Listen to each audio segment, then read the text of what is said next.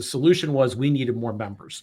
More members meant more money. More members meant more volunteers. More members meant more campaign treasurers, campaign managers, campaign volunteers, and ultimately candidates. And that bore out.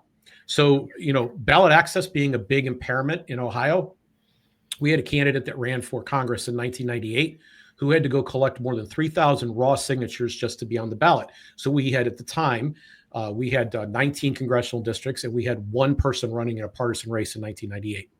In 2000, with ballot access and the recruitment efforts we put in, we had over 70 candidates top to bottom running in partisan races. We had 18 of 19 congressional districts, a U.S. senator, obviously the president, and a host of people running for state rep and state senate all across the state. So that everybody, when I voted on election day, I had five libertarians to vote for that day, whereas I had no libertarian to vote for just 2 years prior. So we rode that wave. The program that Perry introduced in that letter was called Project Archimedes. It was focused on membership recruitment as the highest priority of the party. It was going to use first direct mail to do that, and then other tactics as it needed to. The process that they were going to use was something called discovery before persuasion, meaning we were looking to find people who were already tuned or looking for a libertarian alternative, as opposed to trying to convince or sell people to become more libertarian in their view. And that program took the party from, I don't know what they were in before that, but they went all the way up, as you said, to over about 33,000, roughly in that area. Buy my novel, Escape from the Village, from major booksellers online. Go to escapevillage.com. Subscribe to the Substack. Go to fountainheadforum.substack.com. Support the forum. Go to buymeacoffee.com/fountainheadforum. Thank you. Yes, welcome to the party, pal. This is Fountainhead Forum 248. I'm talking to Jim Babka, who has been a longtime libertarian activist. I first met him, I believe, when he was involved with the Harry Browne campaign back in 2000. He's been involved with several organizations. He's got an interesting background there too, Jim. That looks like a computer warehouse there. Obviously, that's a screen, but yes, it is. I think it's a Home Depot. Well, you don't believe that I have this whole thing behind me right now? No, this is my basement. No, yeah, it's. I think it's a Home Depot or a Lowe's. I have a friend who's a professional photographer, and this centers up nicely. Jim was heavily involved with the Libertarian Party in the late 90s, which seems to have been the high point for the Libertarian Party, at least as far as membership goes. Membership at one point, I believe, was over 30,000 at the national level, and now we're not even close to that, and we really haven't been much close to that since. So we're going to talk about that and how we can build a successful party and what worked and what didn't work. How are you, Jim? I'm excellent, and this is a topic I enjoy discussing, actually, because I think I have some unique takes and experience. Well, the first thing I like to ask, Jim, is how did you get into all this in the first place? My father was a Goldwater Republican. I am just barely young enough that I wasn't able to vote for Ronald Reagan. First time I voted was 86, was after his second run. I was a college Republican. I was the editor and publisher of a conservative student newspaper, independently funded, member of the Collegiate Network. So I was a conservative activist and sometime political activist. Rush Limbaugh had very excited about the contract with America in 1994, which Newt Gingrich led. But then they nominated Bob Dole, and I realized they didn't mean any of it. And I became politically homeless. I realized that I couldn't vote for him. I called several of my friends and shocked them and said, I won't be voting for Bob Dole. And they were like, no, you're going to elect Bill Clinton. Well, I was like, I wish I had that much power, but that's not really how it's going to work. I'm just going to move on. And I didn't know to what. And then I saw the Libertarian Convention on television. And I was especially taken by Harry Browne. There was a moment that he did Washington Journal C-SPAN the morning after that I would describe as my moment of conversion, because he took a question about the war on drugs, and I come from a conservative Christian background. And when the way he answered that question, it was like a light bulb went off over my head. I just got it. And I ended up joining the Libertarian Party. At first I decided I was going to vote for Harry, and then I was invited to join the party. And then once you join the party, there's a lot of work that needs to be done that's not being done. I formed a county chapter. We grew it pretty dramatically in short fashion. I got onto the state board very quickly, the executive committee, and was leading their fundraising. And then I was elected chair to 2 terms, a second time unopposed in 98 and 99. We grew the party to the largest that it had ever been. The Libertarian Party of Ohio, and this is important to the story later, the Libertarian Party of Ohio had not had ballot access from the period of 1982 to 2000. 2000 was the first time in 18 years that they achieved ballot status. The year before I joined the party, a friend of mine went to the Libertarian Party of Ohio convention. He came home and he called me over to tell me some of the stuff that had happened. I was, interested because he was my friend. Some of it I found amusing at the time. I wasn't ready to become a libertarian yet, but I got to read the Treasurer's report. And the Treasurer's report indicated that the party had raised less than $10,000 in the year before. And so I didn't really seem like that substantial or important of an effort to me. To put things in perspective, in the year 2000, not only had we achieved ballot status, but we had over $40,000 in the bank. We hadn't even spent yet. And we had more members than we had ever had. And that was because we were riding a rising tide and doing so very on purpose. I was very much a believer in what was happening at that time at the national level of our party. And but that was kind of my journey. And last step to this, Chris, a year during my second term as chair, I was asked to join the Harry Browne campaign for a role I was completely unqualified for. I was the press secretary of that campaign. So I kind of grew into the role. Yeah. And so I moved to the Virginia area and was there for a few years, but that was my first full-time job. And I've been full-time doing some kind of libertarian related job ever since then. Yeah. What college were you at by chance? University of Akron. I was a senior dropout. Yeah, Akron. LP Ohio had the 2002 convention in Akron, and we had Mojo Nixon there, I remember. And yeah, 99 was in Findlay. I think 2000 might have been Columbus. And okay, so you were at Findlay? Yeah, I was at Findlay. I was at Akron. I think it was 2000 in Columbus, and there was one year it was also down in the Cincinnati area. So it was so the Findlay convention was the one I was reelected at. Yeah, Findlay, I'm pretty sure was 99. I don't think I'd changed my I'm not sure if I'd changed it yet. Yeah, it was there was a lot. Yeah, it was an interesting time. You'd grown Ohio.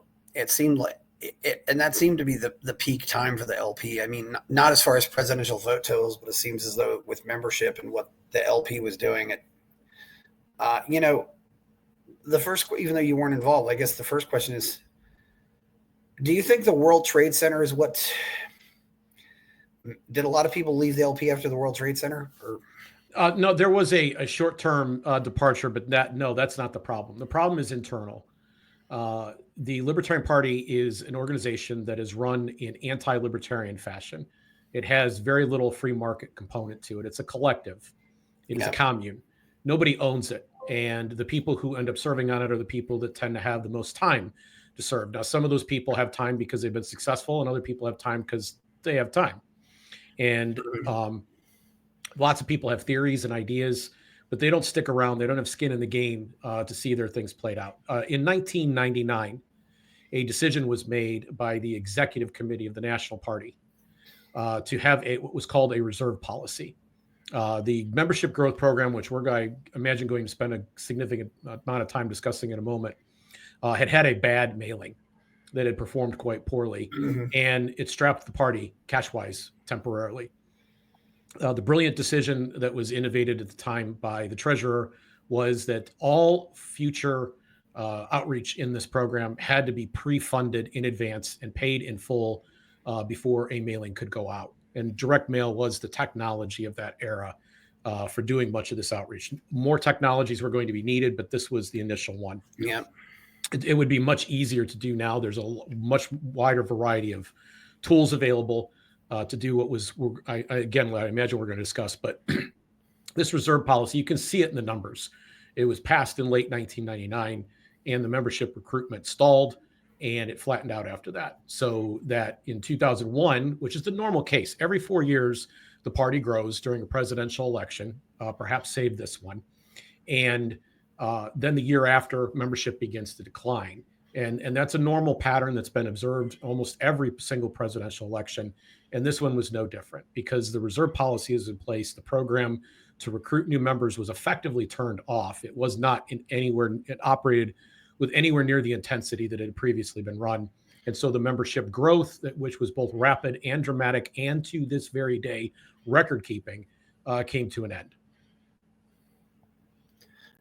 Jim, I was obviously in my 20s when I got first involved with the Libertarian Party, when I went to conventions in the mid 90s. And I obviously saw myself as the young guy. And I have to say that even up into the aughts and into the teens, I still showed up and saw myself as the young guy. And whatever you can say about the Mises Caucus, I did see at least that the Mises Caucus was, if I would be with the Mises Caucus, I would be the old guy. It's like, I think the Libertarian Party completely missed out on recruiting most of what would be called Generation X, which is what, and really, that the 90s was the time to do that. And I'm just wondering what happened. I think an entire age bracket got missed here. It's interesting because I would be Gen X as well. Yeah. I don't know whether that's accurate or not. Here's what I do know. Well, that doesn't mean nobody was recruited. It just means that the recruiting was poor, Here's what I do know. I traveled around the state running for state chair in 1998. And I gave a speech or a talk at every one of our state organized state chapters at that time, all across the state. And the name of that talk was Imagine a Bigger, Better Party. What I was in 1996 was my first time running or being involved with the Libertarian Party. Obviously, I was very excited about Harry Browne's campaign. It was also the first campaign that had an active website to kind of date the time. Yeah. And I was new to the internet. This was my first year full-time kind of using the internet. I got a computer in like February of that year. And I was on the internet every day, like everybody was, with the old dial-up connection. And I would check in during the course of the campaign every day to see if there was a media appearance that I could watch on television or a radio interview that I could listen to. I wanted to catch Harry everywhere he was. I bought his book. I was into everything. So, Chris, I was surprised. I wasn't completely prepared for how poorly the vote total was going to be on election day. I just did not. I knew it wasn't good. We weren't going to win. Okay. I knew we were going to come in second. I understood all that, but I didn't expect it to be below 1%. That was a stunner to me. I didn't expect it to be below 1 million votes. That was a surprise to me. So you're tempted to be discouraged. Now, I've put this call out in other locations before. I would love to get my hands on the following letter. Perry Willis was the national director of the Libertarian Party at the time. And it could have been late 1996 or very early 1997, but he would use the fundraising letters in what was called a progress and plans approach. He would tell you what we were doing, how it had gone, and what they were going to do next based on what they'd learned. They were going to do more of what was working, or they were going to course correct and adjust. It was a very adult way to include all of the basis support. And in this letter, he chose to describe what had happened in the presidential race. Well, there was a surprising thing about that presidential race, and that was that, roughly speaking, every single one of the presidential candidates had spent approximately $8 per vote. All four of them, Clinton, Dole, Browne, Perot, all four had spent roughly $8 per vote. By that hypothesis, if we'd have had about 450,000 people on the rolls at the time, working within the range that was presented there, we could have been competitive. We could have actually run a great race. And 450,000 donors didn't seem like that much of a reach at the time. Now, the amount of money involved in political campaigns has gone up dramatically, and those numbers are a bit antiquated. But it put into relief for me what the solution was. The solution was we needed more members. More members meant more money. More members meant more volunteers. More members meant more campaign treasurers, campaign managers, campaign volunteers, and ultimately candidates. And that bore out. So, ballot access being a big impairment in Ohio, we had a candidate that ran for Congress in 1998 who had to go collect more than 3,000 raw signatures just to be on the ballot. So we had, at the time, we had 19 congressional districts, and we had one person running in a partisan race in 1998. In 2000, with ballot access and the recruitment efforts we put in, We had over 70 candidates, top to bottom, running in partisan races. We had 18 of 19 congressional districts, the U.S. senator, obviously the president, and a host of people running for state rep and state senate all across the state. So that everybody, when I voted on election day, I had five libertarians to vote for that day, whereas I had no libertarian to vote for just 2 years prior. So we rode that wave. The program that Perry introduced in that letter was called Project Archimedes. It was focused on membership recruitment as the highest priority of the party. It was going to use first direct mail to do that, and then other tactics as it needed to. The process that they were going to use was something called discovery before persuasion, meaning we were looking to find people who were already tuned or looking for a libertarian alternative, as opposed to trying to convince or sell people to become more libertarian in their view. And that program took the party from, I don't know what they were in before that, but they went all the way up, as you said, to over about 33,000, roughly in that area. And those are people that actually signed a pledge and joined as formal members. But they also had a category called contributors, people who hadn't signed the pledge, just sent some money. They weren't officially party members, and that added nearly 6,000 more people on. They got close to 39,000 at their peak in late 1999.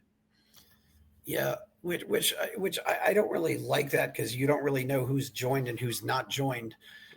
Because I've long said that the Libertarian Party should figure out a way to do exit interviews. When people leave, ask them why they leave, and see if you can address their concerns and might get them to join again. You know, it's when I worked as a hotel receptionist, they told us it costs $50 to keep an old customer, but $500 to get a new one. I don't know if that applies to members, but Oh, it certainly does. Yeah. So one of the phenomena that occurred is that when you go prospecting for these new members, there may be an initial loss to take, but in their second and third year of being a member, because some would drop off. So you would get the first year you get the biggest drop off, but in each successive year, the drop off is rather modest.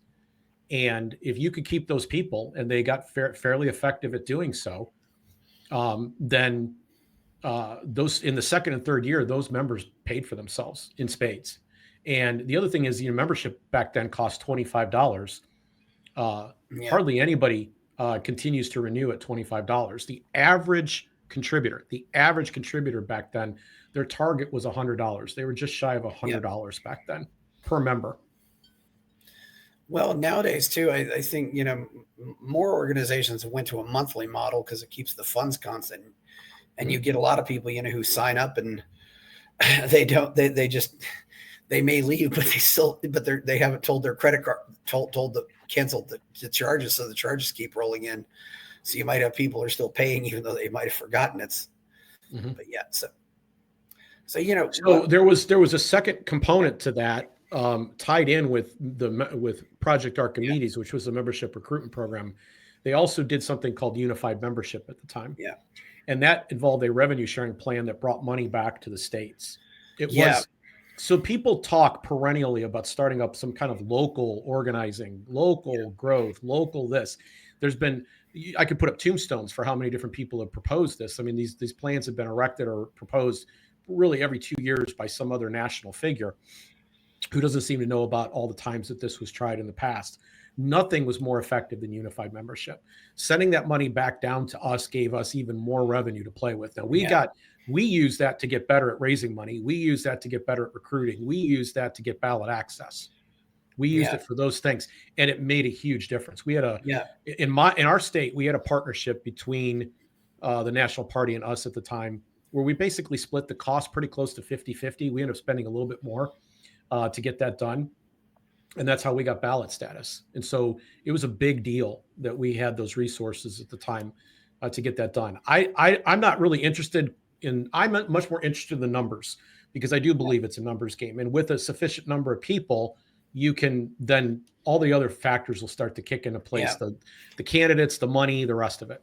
Yeah, I agree. I think a lot of people don't even realize, that there are separate memberships, that you join. You can join LP National, you can join LP Ohio, you can join LP Texas. It's not, that being a member of LP National doesn't necessarily make you a member of LP Texas. It's rather interesting how that works out, and different states have different laws on how this works,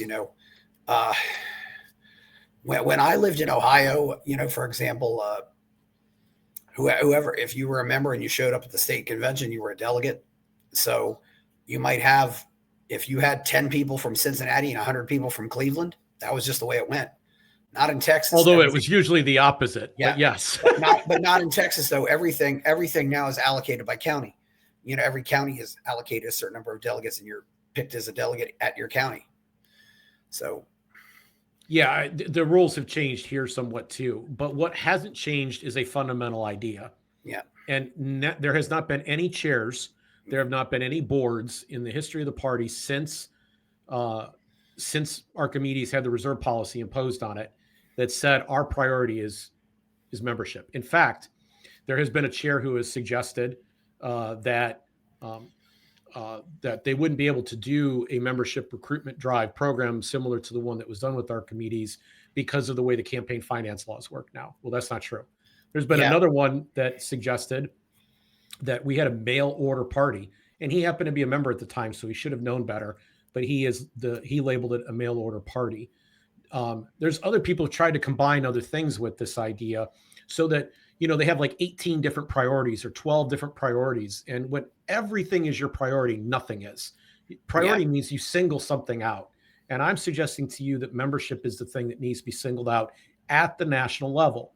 If you want local organizing, get more people. Local organizers will show up. If you want more money to be in campaigns, get more membership, the money will follow. If you want better candidates, that means you want more candidates, and from them better will emerge. And you'll be able to figure out what the better races are. Everything is driven at the national level. The thing that the national party could do to be the most help to the state and local parties would be to increase the amount of people who are members of the Libertarian Party. That's the key. Yeah, I certainly know what you mean. It also looks like too, you had a lot more. I looked over, the lifetime members. It seemed like in the late 90s, that was really a peak for people becoming life members, which is obviously a smaller number, but there were a lot of people buying life memberships then that, you don't see those numbers like that now. I mean, one of the national chairs has said that candidates are the key, and that's his preferred strategy, and points to the success of, votes that Gary Johnson got. Well, Gary Johnson, the party has not been as healthy since Gary Johnson's campaign ended. It's been in decline pretty much the most of that time.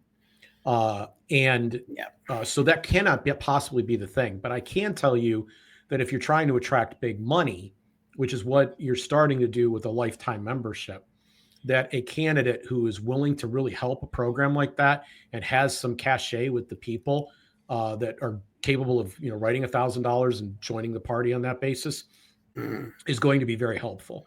And so I would, Harry Browne was, as if he walked out of central casting, just really an ideal candidate. And he was the nominee in 1996 and 2000.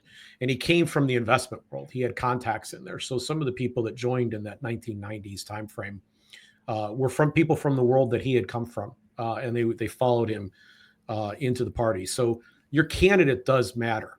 But I think you're going to be able to attract a better quality candidate if your party's on the up in membership. And again, I think the history pretty much bears this out. Yeah, I certainly think Harry Browne was one of the more principled candidates we had. I know of at least one or two people said they came to the libertarian movement because of Harry Browne. I mean, but you don't think there was a change in the political culture? I mean, a lot of people, at least seem to me, they left after the World Trade Center. I mean, maybe that wasn't the only factor, but it seems like it would have been a factor. But so the culture definitely did change on 9/11. I will not disagree. And I also think it changed further during the era of the bailouts, when you had movements like the Tea Party and the Occupy. Oh, yeah. And I really do think a lot of our politics come from that hour or that minute. So when I came to work for Harry as the press secretary in 2000, I was given a book and a notebook, and it had about 700 or 800 some at that time sound bites, things that Harry knew to say when he was being asked questions in interviews. He was very methodical about that. He was a writer, So he would say something and he would make a note in a commercial break or after an interview in a little notepad. And at night, he would organize these thoughts by topic and put them in, and he would polish them and rehearse them a bit so that he could use them again in the future. And he was a very, very message disciplined candidate who's quoted from that book. By the end of the campaign, it had grown to over 1,000 sound bites. And Sharon Harris over at the Advocates for Self-Government, she was the president of it at the time, found out from yours truly that this book existed, and it became Harry Browne's final book, Liberty A to Z. And it was just a collection of his sound bites. Now, why do I bring this up, Chris? Because in connection to your point that things changed, I would go back and look. Harry Browne passed in 2006, and I would go back and look at quotes from that time.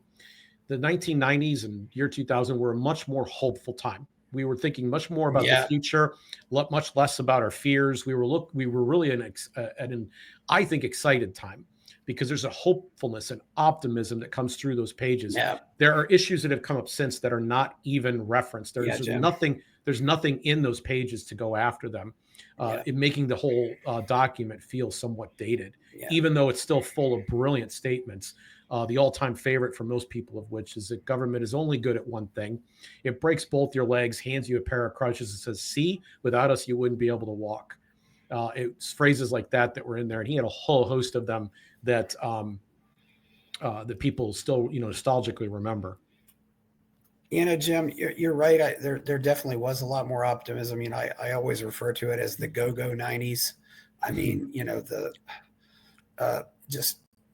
optimism about the future maybe was a little misplaced. And I think, not just the World Trade Center, but with the stock market crashing and all that other stuff crashing maybe made a difference too. But, Bush got reelected with more votes, and we ended up going off on all these adventures. And, the other thing too, we actually had some budget surpluses in the 90s. Of course, it's funny, you left because of Bob Dole, because that was the only person that the red team could have nominated who was a sure loser in 96. I mean, he was one of the most, Howard Stern, called him Bob Dull, Which, I mean, I didn't feel like he really stood for anything.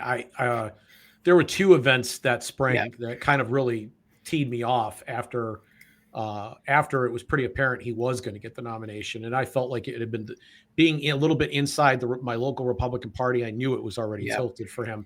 But one was that one of his aides, who ended up, I believe, working at MSNBC, but please don't quote me on that, said after he'd secured the nomination, now we can stop doing that conservative crap. And then in the Senate, he decided to resign in June of 96 from the Senate. He was the majority leader. He decided to step down to campaign full time. And he gave a tearful goodbye speech that was carried nationally for everybody to watch. And he said that his greatest success was saving Social Security. And anybody that knew anything about his political career, when he was first elected to the House in the 60s, he was there opposing the creation of Medicaid. And now here he was on his way out the door saying, I saved the largest, social welfare program in the country. And this was his greatest accomplishment. And I wanted somebody who was going to actually advance the ball. There seemed to be a revolution afoot. There seemed to be an interest and an appetite in cutting spending. After the election of 1994, if you remember, 1995, Bill Clinton got up and spoke to a joint session of Congress and said the era of big government is over. And here's a guy looking to save the era of big government. I said, I can't do it. And it's all the guys. Newt Gingrich was out there advocating for him. I said, I just can't do this. They don't mean it. Yeah. Well, even Newt Gingrich once called FDR a hero, I think that probably inspired Ron Paul to get back into Congress, because he ran in 96, and you talk about the bank bailouts. The biggest result that came out of that, was Satoshi Nakamoto wrote the Bitcoin white paper. Was because the Tea Party went nowhere as well. It was just like the so-called Revolution 94. Although it looks like in a case like the contract with America, and even more so with the Tea Party, where this was a grassroots thing. I was invited to speak at a number of Tea Party events in that era. And so I got to meet the people firsthand. These were sincere people. But the problem was that they really wanted to do something. And it wasn't long before the crowds they attracted also brought politicians to speak. And what should have happened is the politicians should have been required to sit in the audience and listen, never get the chance to speak. They should have been there listening, because as soon as they get on stage, and this is what a politician is, successful incumbent politicians are people who find a parade that's marching in front somewhere and they jump in front of it, pretend like it's their parade. Yeah. And these opportunists show up, they get on the stage, they tell everybody things they want to hear, they make them feel like, oh, you're special, we care about you, we're going to advance your issue. And as soon as they've co-opted you, they can move on to the next group that they're going to do this with, and they don't actually have to deliver. And people get trapped into that system and really begin to think, because they know these people on a first name basis, oh, I shook the hand of John McCain, I know him, that somehow or other they're going to be able to they have some kind of pull. And it's just not true. It just simply is not true. Politicians only understand one thing, and that is the thing that they impose on the rest of us, and that's force. So when they feel the heat, that's when they begin to see the light. Yeah. Jim, what would a membership recruiting strategy look like now? Obviously, things have changed a lot. I mean, most people in the 90s still had dial-up internet, if they had internet at all. Now we've got social media, we've got cell phones. I mean, what would that look like now? I mean, what would you do if you wanted to, increase membership, which I think is something that seriously needs to be done right now? So I happen to have a friendship with someone who actually kind of works inside the world of what happens with big data and how you use that data to achieve certain results. That data existed in the mid 90s too, but it was done in a much more analog fashion. And it wasn't anywhere near of the gradient quality that it is now. We've come a very long way in being able to take that data, figure out better how to target and segment various audiences. And we have tools that will micro target too, as they cost far less than direct mail did then and does now cost. Yeah. So between the improved ability to target and the much more economical means we have to advertise, I think it would be possible to put together a successful recruitment program. I think it would be dramatically much more successful. And if the effort was invested in making it so, if that was the focus of everybody understood this is the number one thing we're going to do, I think it's possible to completely blow away the records that existed from that. Let me put those records in one more frame of context. And that is that was also the year 2000 was also the most financially successful in the history of the party. In inflation adjusted terms, you might not be surprised. In inflation adjusted terms, it's dramatically so. But even, Chris, in real terms, to this very day, the party has not in any single year since raised as much money as they did in the year 2000, even to this day, despite inflation. The other thing too, I could point out, it was 2000 also saw the LP's most successful Senate candidate.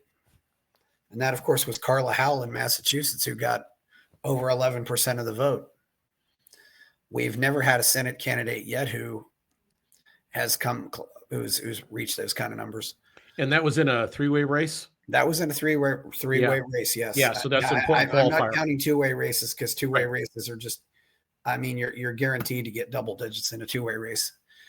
Of course, we did have Donald Rainwater back in 2020 who got over 10% in Indiana in a three-way race. So as a governor. Yeah, as a governor's race. And I think that was largely due to the coronavirus nonsense. I mean, Jim, this is one thing that I think's hit I think a lot of people in the Libertarian Party, including myself, got angry. Why aren't we taking advantage of this? I mean, I went out and heard a speech by Joe in 2020, and she talked about the coronavirus stuff for 5 minutes. There was so little said about it. I think that was the greatest opportunity to recruit for the LP that they ever had, but they didn't seem to want to say anything about it. I think this is an interesting thing, and I think it describes a lot of what is happening, and it begins to describe the setting in which a lot of the things that are happening in the Libertarian Party now. There's basically a civil war going on. One side's clearly been winning, but there's been a civil war that's been very destructive of party growth happening. And there are predecessor events. So a man who probably would not side with this opinion anymore, I don't know, wrote a very influential column about the differences between two types of libertarianism. He called one thick and the other thin. Thick was a beautiful thing. It was very artistic in thought and nature, and thin was brutalist, he called it. It was very much like a government-built building that had no beauty to it. It was very much the type of thing the Soviets could have even built, or any government anywhere would choose to build. Just a very thin aesthetic design, right? And this was largely a piece about aesthetics, but it also was a piece about making libertarianism into something more. So I'm going to say something, a blanket dogmatic statement here, and that is that libertarianism is fundamentally about one thing, and that is whether or not it is okay to use force to achieve your social goals. Yeah. If you believe it's okay to coerce other people through threats of violence and theft, if you believe that that's the way to get things done, which is what the Republicans and Democrats both practice by statute. I mean, this is what they do. If you believe that that's okay, then you're not a libertarian. What a libertarian is somebody who believes that force should be dramatically reduced, if not eliminated. That would mean that the government has little to no role in a variety of life concerns. Pick one. You could have hours-long conversations about this.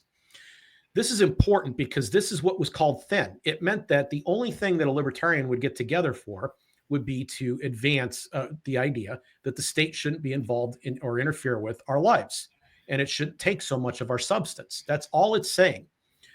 The thick libertarians wanted to add beauty to it. They wanted to decorate the tree a bit. They wanted other things to be on it, and that included whether your positions on race, that included your positions on sexuality and gender, that included your positions on a host of other cultural issues. Cultural issues are by nature divisive. And they are not subject, they should not be the question of politics. They should be the question of each individual conscience. So I'm going to say two things. One, when I first joined the party, it was possible, and this even happened, it was possible for a pornographer and pastor to sit down and right next to each other at the Libertarian Convention or at the banquet dinner, and have a marvelous conversation where they got along swimmingly, and they even found their differences somewhat interesting. Now, they may have left and gone to different places after the event was over. Their activities and their lifestyle may have varied pretty dramatically, but they were able to get along and work together. They understood that, thin common goal that we should let each other live and let live. On the other hand, when you start to say, well, you have to stand up and be anti-racist, and you have to be this and that, you have to put all these different things on. Well, that starts to mean that all of those questions, we libertarians are also inviting government involvement in these activities and taking these strong stand. And it meant that we had to start parsing up the party, and certain people shouldn't be allowed in the door so that other people can get the door. And that's what's been going on. And that literally probably was the first salvo that ended up getting fired just a few years later, saying, hey, we don't want certain types of people who would even, think that the question that's being entertained over here is acceptable. We're gonna put our foot down and say, no, we don't want those people in our party. And that starts the civil war to come. So I want to put a fine point on this. Thick versus thin meant that we invited cultural war stuff into what essentially was a question of, are you going to coerce or will you be more tolerant? And they said, yeah, we're interested in a little bit of coercion. So I don't see the connection here, because I know people who allegedly called themselves libertarians who were totally okay with arresting people for going to church, arresting people for having gatherings. I mean, Reason had a Soho forum about vaccine mandates. Why were they able to find somebody who said vaccine mandates are libertarian? Is it a coincidence? Yeah. And I've got something specific to say about that too, but is it a coincidence that once they started inviting a little bit of government in, like Levin, it didn't manage to grow the loaf a bit, that more of these people started saying, well, we need to fit more in these cosmopolitan circles. I would call it cosmopolitan libertarianism. You people who believe in this thin approach, that you think that government should just be out of our lives, that's too simplistic. We are more sophisticated than that. And so in their attempt to become more sophisticated, they started advocating for this. Now, in April, at the end of March, I get a call in 2020. Lockdowns are just a couple weeks old, and we're just now finding out we're not going to do 2 weeks to flatten the curve. It's going to run a little bit longer. And I get a call from an Associated Press reporter, and he wants to talk to libertarians. And he says, my thesis is that there are no libertarians in a pandemic. And he begins interviewing me.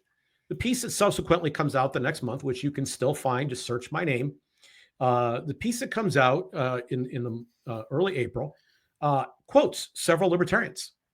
Only one of them said that the lockdown was completely and categorically unconstitutional and immoral. Only one person. You're talking to him right now. There were a half dozen other libertarians quoted in that piece, and all of them bent the knee to some degree and said, well, yeah, you're kind of right or whatever. So my thin libertarianism knew exactly what to do at the time, and their thick libertarianism couldn't seem to find the door. Now, am I anti-racist? Do I think racism is wrong and bigotry is abhorrent? Yes, 100%. But I understand that working with various other people, not everybody's going to share or come to the same conclusions in exactly the same way at exactly the same time as I am. But we can all agree on one thing: we should leave each other alone.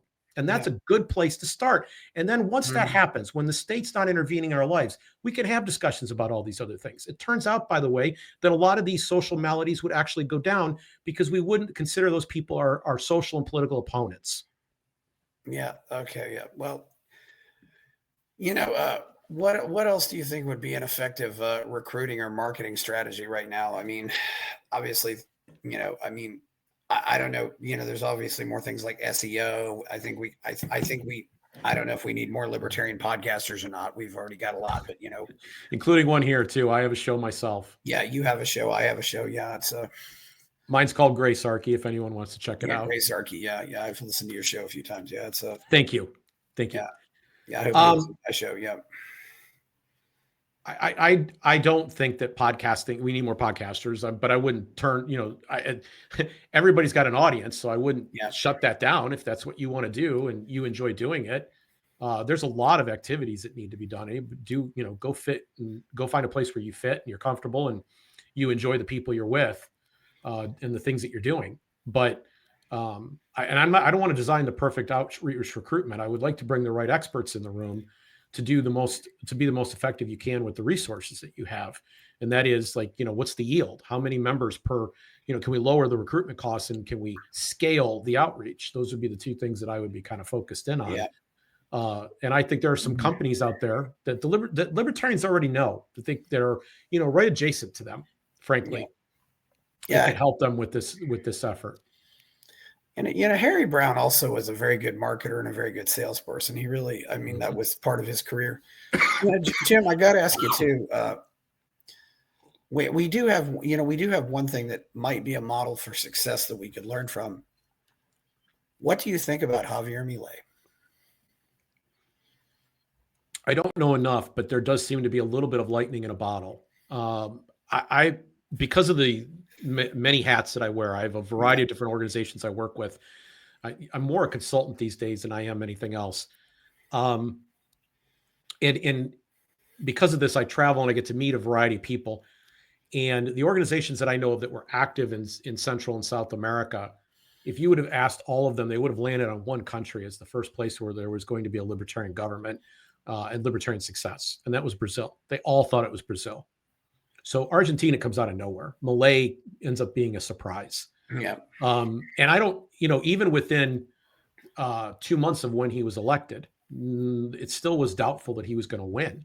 There wasn't a belief that he was going to win, even though he was getting a lot of attention. Yeah. It's still, it's hard to believe it was actually going to happen. And the other thing is that he is a dynamic individual who's committed to principle. So he has done a lot of things that are so radical. And I mean radical in a good way. He has stuck to his principles, stuck to his guns, and done the right thing, which is very hard to expect. We had an opportunity after Ron Paul for somebody to step into that particular window and opportunity, and nobody did, not even his son, who I like immensely. I think he's the best senator we have.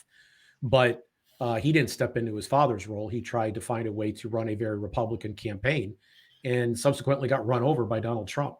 So if there was a libertarian moment, it was available, circa 2014, and it never was capitalized on. Yeah, I wonder what would have happened if Ron Paul had run again in 2016. Because it seems like there's just this void, and I don't know where it's going to go. It looks like it's going to go. One of the things that I think has helped Milei a lot is the fact that he was a lead singer of a Rolling Stone cover band. He knows how to, read a room and get a crowd excited and get a crowd energized. I don't think we have enough personalities like that. Do you think? I mean, do you think we need to try to get more personalities like that in the party? Because we've got some people who are really great people, but they're kind of boring. I would start at the same place. I don't believe in trying to hit bases empty grand slams. Yeah. I believe in getting on base. However, you got to do it. You get a walk, you get hit by a pitch, whatever, get on the base, and once you're on the base, then, you get another one on the base and you keep racking them up. And to me, the get on the base strategy is to grow membership. Now, if you have a party that's big enough, there will be somebody who wants to come along and fill that role. If you grew the right way, where you were adding people who are willing to sign that pledge that every libertarian member does, that they do not believe in or advocate the use of force to achieve social or political goals. If you believe that, and that's the base of your party, then you should be able to come up with a consensus candidate and a big enough party that somebody would consider running for that party attractive. The party, even in its small stage, attracted the president of the United States to come and speak to it this last year, attracted a guy who was running in third place at the time in the national polls to come and sign up to be a party member. He's now going to be a member of the cabinet. It created a national interest and stir. That means that there's at least something going on there. If you could get big enough, you could, I think, attract the kind of candidates you're talking about. And I do think that Gary Johnson is proof of this to some degree. I think he came along and joined what he believed was going to be a big enough movement that he could help get to a different level. So the bigger we build this, the more likely those things happen. Yeah.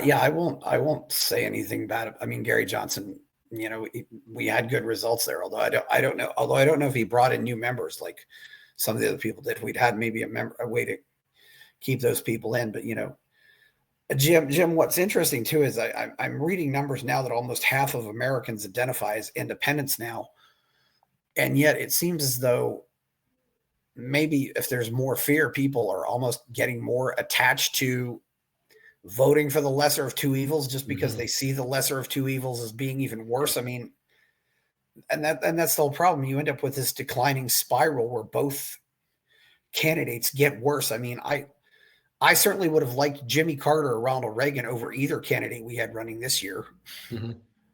Yeah, definitely. But it doesn't do a lot of good to focus on the factors you cannot control. You should be striving to get to find the things that you can control. And so to me, I can control whether or not our dollars, if I'm the Libertarian Party, national director, I can control how our limited dollars are spent. And where I would recommend they be spent is on membership growth. Oh, that's good. Are there any states right now that you think are doing really well? I mean, it seems like Indiana does really well. I think we're doing pretty well here in Texas, where the Mises Caucus never took over. Or are you really paying attention all that much to what's I am not paying that much attention. I have not been a member of the party since 2003. That's a personal story, but one that's very interesting. I meet people and I hear what they have to say and talk to, and the consensus, the very first name that tends to trickle off people's lips when they're having this conversation is Indiana. I do have one that I think is very dysfunctional and I think has caused some damage, and that is the New Hampshire Libertarian Party. I do not think that anybody can condone the behavior that has gone up there, and I think it's a sign of flawed character to try to do so. And I take that up to some of the biggest names in the movement right now, who are much more willing to tolerate the behavior that comes out of there than they were to support the Libertarian nominee of the party. I think that's wrong. I just categorically think that's wrong. The stuff that came out of there is very antithetical to my values, even as a thin Libertarian. I think that what they're trying to do, I'm not a fan. You're asking for various strategies. I don't believe that all press is good press.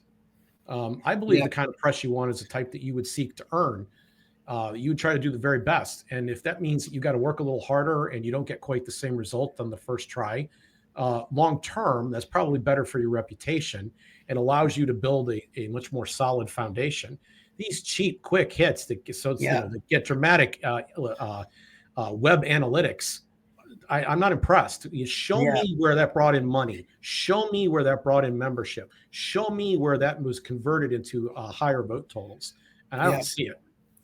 Jim, there was a quote from Judd Weiss, who was on the Tom Woods show back in 2017, and he referred to the Libertarian Party as a convenient quarantine pen for the most toxic people in the liberty movement. And he said, and I have to say, I don't necessarily disagree with him, because we end up with some of these people who are just. Okay, but I don't know, when you use quarantine, that means that these people are kind of closed in. They're in their own box. How are they closed in and in their own box? Because they've got Twitter and those are just the words that he used. He basically said that the Libertarian Party attracts the worst possible people in the liberty movement. Did he posit a hypothesis as to why? He basically said that because you have a lot of organizations that are just kind of doing their own thing and don't really pay attention to other organizations, they go out. Because it ends up becoming a place for all what he called the uncool nerds. Okay, if wishes and butts were candy and nuts, then every day would be Christmas. And if my aunt had balls, she'd be my uncle. I mean, everybody's like, if everybody would just be better, if everybody just be gooder, then good things would happen. It doesn't explain anything. Let me go back to something I said earlier. I believe firmly that the way this party's organized is communal. It's communist. It is. You get elected politically because you have available time and you're popular, and then you come in with your crazy ideas and you spend most of your time fighting with each other, not accomplishing very much. And at the end of the day, you walk out the door and you go on and you live your life, and you don't care what kind of disarray you left the whole party in. But if people actually owned this party, like if you had a stake and skin in the game, then you would behave a lot differently in terms of how you handle it. And we know this. We say the same thing about the commons. We look out and we say, well, that public space is not well cared for because no one owns it. But we have a party that spends all of its time, and then the answers we get for why it doesn't work is everybody isn't good enough. I mean, it's human nature. This is exactly what you would expect inside a political conflict machine. Well, I mean, for example, what you were saying about LPNH, that person would never get a job at Cato. He would never get a job at Reason. He would never get a job, probably even with any other libertarian organization. He doesn't have a job now, technically, because nobody's who's paying for this. Is anybody paying him to do this? That's what I'm pointing out. And and if you were working for one of those organizations, those tweets might get you fired. Yeah, of course it would, because you would have skin in the game and you'd recognize that that's no way to build a business. Yeah, exactly. Yeah, it's like, so when you suck the market out of a process, you get a process much like the one the LP has. Nobody has skin in the game. There's no shares of ownership in this thing. And the beginning of the way out is to begin thinking about this. What would you do to restructure the party then? Well, that's a whole nother conversation for another day. And maybe even 2025, I'll find a way to make sure everybody knows what that is. Yeah. It might be a way, Jim. Jim, it's unfortunate, but a lot of people do think that their time is better spent with other libertarian organizations, or at least working, or going to work for an organization like the Marijuana Policy Project or Gun Owners of America, or Eric Garris said, that about antiwar.com. I mean, maybe the LP is the worst return on investment if you want to make a difference. Well, there's one thing that the Libertarian Party does better than anyone else, and that is it is a gateway for people to come into the movement. I don't know if that's still true, but at the time I joined, and for many years thereafter, probably up until at least the time that Ron Paul ran. Ron Paul's campaign was the most dramatic thing that has happened in the history of the movement. But up until that time, and there's anecdotal evidence that still survives, the Advocates for Government, Self-Government, did a survey back in 2021 and asked people how they got started. How did you become a libertarian? And the results were rather interesting. Presidential campaigns, particularly the libertarian candidate running in those campaigns, was the number one way that people came to find out that they were libertarians and end up joining the cause in some way, shape, or form. Not all of them stayed in the Libertarian Party. Like me, they moved on and did other things. But it was that initial intro that was done during the political season by the presidential candidate. So even a well-run presidential campaign at this juncture in our growth should be first and foremost about recruitment. How many new people are joining as a result of the candidate running? The technology, Chris, in 1996 when Harry was running, was to call an 800 number. By 2000, it was to go to a website. Yeah. By the time that Gary was running, he was saying, Google me. And now you don't even need to do that. Like, it's Yeah. so easy to find these things and to function, QR codes and all the rest. There's no way that this wouldn't be possible. So it's a lot easier. Back to when you called an 800 number, they delivered by mail a packet to your house. That was expensive.